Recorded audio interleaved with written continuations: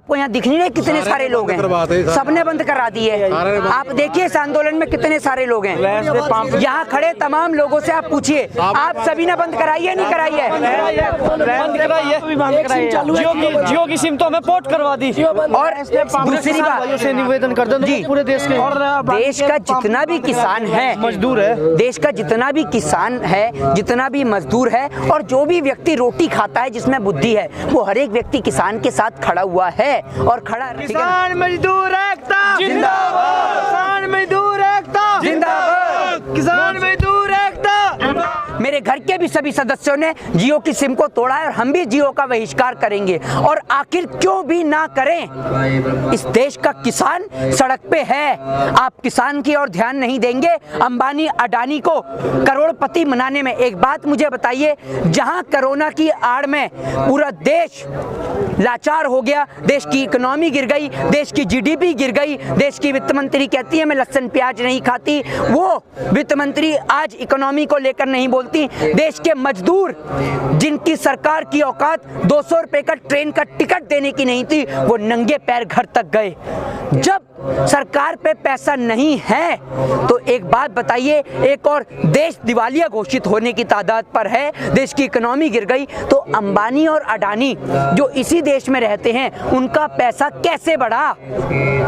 कहीं ना कहीं आपको इसमें सरकार का हाथ लगता है, इसमें पूरा ही सरकार का हाथ है। आपको एक बात मुझे बता दूं, जब सरकार हर एक चीज का निजीकरण, प्राइवेटाइजेशन करने में लगी है, तो इस देश के अंदर गृह मंत्री की क्या जरूरत, प्रधानमंत्री की क्या जरूरत, उन एमएलए उन एमपीओ की क्या जरूरत जो हराम का पैसा खाते हैं, आपके और हमारे टैक्स के पैसे से वेतन भत्ता लेते हैं, उनको जरूरत ही क्या है? जब सभी चीज का प्राइवेटाइजेशन हो जाएगा तो इन नेताओं की जरूरत क्या है? और जो इस देश के पुलिस के लोग हैं ना, जो अपने आप को डीपी बताते हैं, कोई पीपी बताता है, कोई एचपी बताता है, वो लोगों से भी निवेदन है किसानों का साथ दीजिए, नहीं तो जो आप अपने आगे लगाते हैं ना डीपी एचपी पीपी, वो भी जल्दी हटने वाला है। उसकी जगह आ जाएगा AP, Ambani police, Adani police, समझ रहे? तो आप लोग आज अगर किसान के साथ बीत रही है तो आपको साथ देना चाहिए, क्योंकि ये लड़ाई किसी जाति किसी धर्म की नहीं है।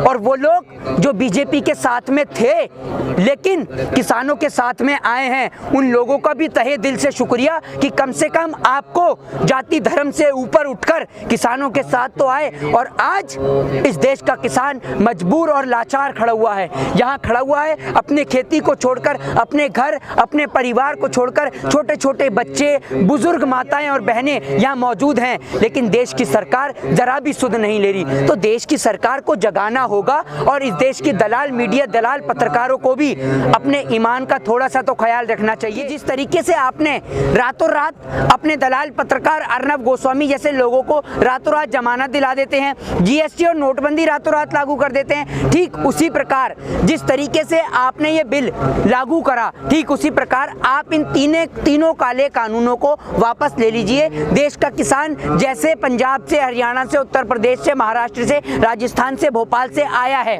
वैसे ही वापस चला। कि ये जो लड़ाई देश के किसान की आप समझ रहे हैं ना, किसान की तो असल में लड़ाई है ही नहीं। किसान के साथ में लड़ाई ये देश की उस जनता की भी है जो हर एक व्यक्ति नमक तेल और रोटी खा लेता है ना। सरकार वो नमक तेल और रोटी भी आपसे छीनने के चक्कर में है। आप लोग निजीकरण की बात करते हैं, आप सोच सकते हैं जब ये व्यापारिक कंपनियां, जब ये प्राइवेटाइजेशन करने वाली कंपनियां, ये बड़ी बड़ी कंपनियां जब फ्री में मिलने वाले पानी को 20 रुपए लीटर बेच सकती हैं, तो आप सोच लीजिए जब इनके हाथ में ये किसानों की मंडियां आ जाएंगी, जब इनके हाथ में किसानों का अनाज आ जाएगा, तो इसे कितने दाम पर बेचेंगे। जब फ्री का पानी 20 रुपए लीटर बिक सकता है तो सोचिए, ये तो मेहनत मजदूरी से कमाई हुई खेती है, इसको कितने में बेचेगा अंबानी और अडानी, ये सोचने वाली बात है। तो इसीलिए देश का किसान अपने बातों पर, अपने वादों पर अडिग है। इसमें 99.9% भी संशोधन नहीं चाहिए।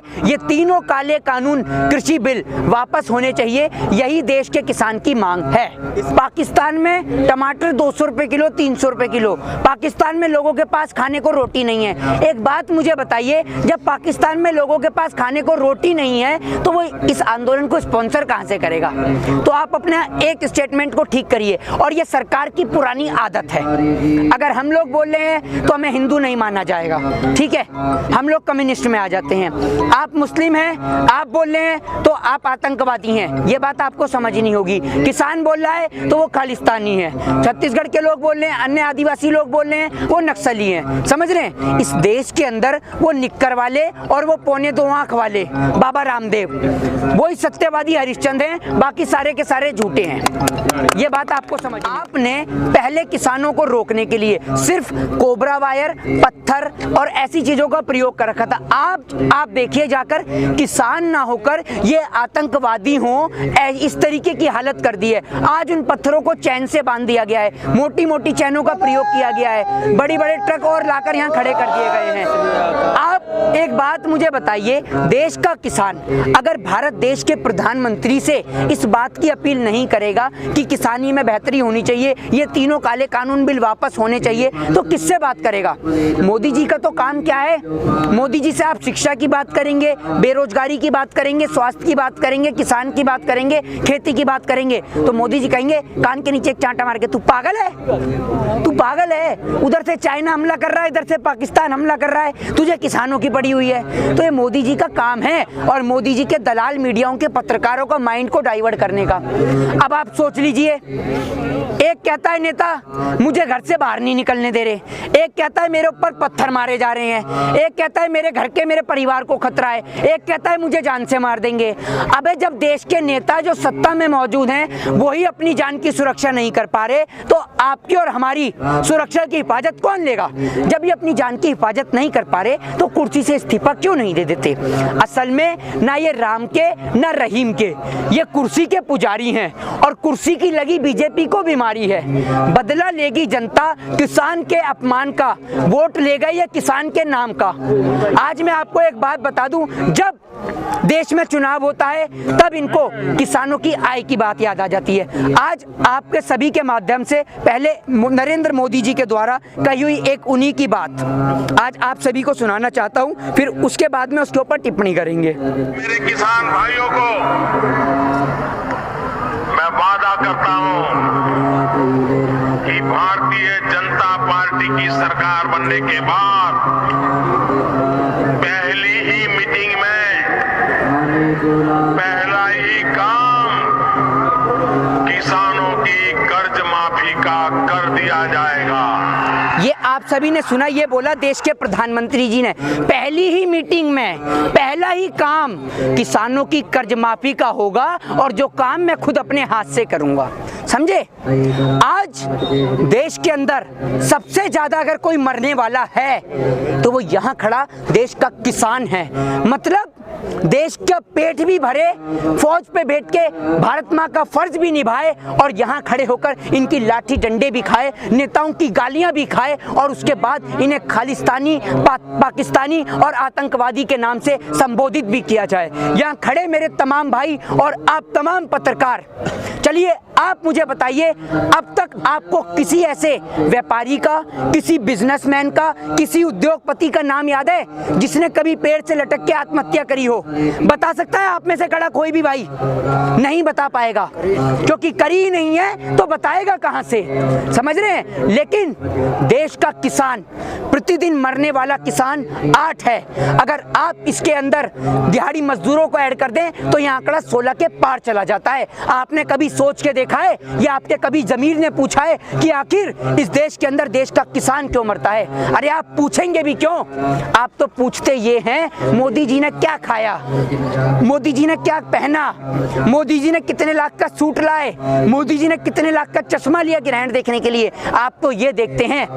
आप अगर यहाँ आकर किसानों को कवरेज दे रहे हैं ना, तो आपका फर्ज बनता है किसानों से ये पूछें कि जो 12 किसान आपके मरे हैं, जो 12 किसान किसान इस भारत माँ के खातिर शहीद हुए हैं, उन 12 किसान के परिवारों का घर कैसे चलेगा? आपने कभी सोच के देखा है, कभी इन किसानों से पूछ के देखा है कि कौन राजनेता और कौन जो अपने आप को भारत माँ का सपूत बताता है, जो अपने आप को हिंदू धर्म का रक्षक बताता है, किसने यहाँ आकर इनसे पूछा कि आपने रोटी खाई है या नहीं खाई है? ये काम है मीडिया का पूछने का, लेकिन आप तो पूछते हैं सरकार ने क्या कहा। आप वहाँ मीटिंग में गए तो आपने चाय क्यों नहीं पी?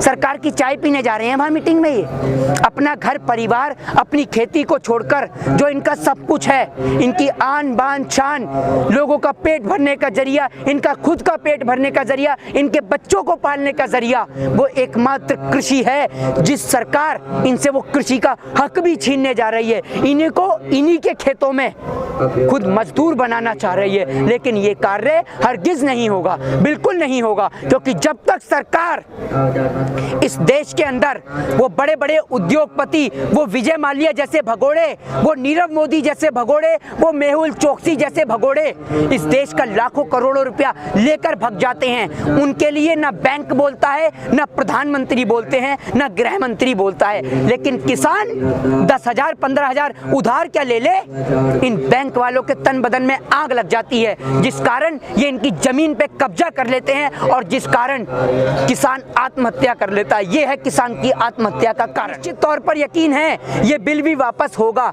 और निश्चित तौर पर होगा। जय हिंद, जय भारत। सोनिया